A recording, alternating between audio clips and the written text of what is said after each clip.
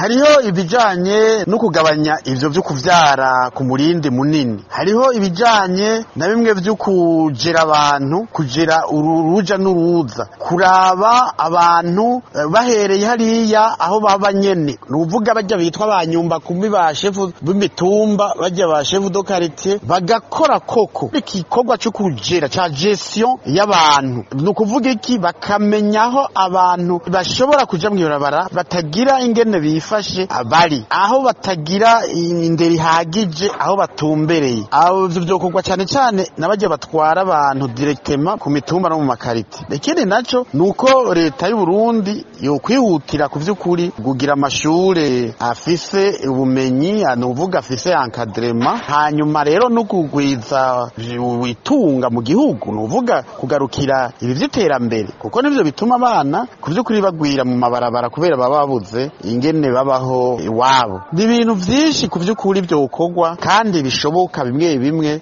ibindi vyorondegwa na leta y'u Burundi kugira ngo ico kibazo c'abana mw'ibarabara gitora umuti murama, umuti w'ukuri nyene atari ibintu vyo kuyeyembeza. Biya vyo kubapakira babajana hana hariya ku vy'ukuri si umuti na gatoyi. Biya vyo kubapakira bakaza kubarundarunda ahantu, ntihagire na kimwe babafasha, ntihagire n'ikintu kiboneka c'inyigisho babaha, ntihagire n'ibifungurwa bishemeye babaha, ahubwo baba bariko barabigisha ubukare. Kuko iyo basubiye mw'ibarabara bavuye ngaho baca bazana ubukare bwinshi, baca baza ahubwo bafise umutima rukoko. Twebwe mu mashirahamwe yigenga tusaba uburyo, yaba dufise uburyo, murabona ko igihugu cacu gikenye bimwe bitagira izina, yaba dufise uburyo tuba tubegeranya, tukabubakira, tukabigisha, tukabarabira aho baba bari, hanyuma bakuze tukabagira ico bita la reinsertion, tukabajana mu mihani wabo. Murumva rero yuko ikibazo gihanze igihugu c'abana mw'ibarabara kitaraba gusa igihugu, kiraraba n'abanyamahanga baba muri iki gihugu, kiraraba n'abandi bose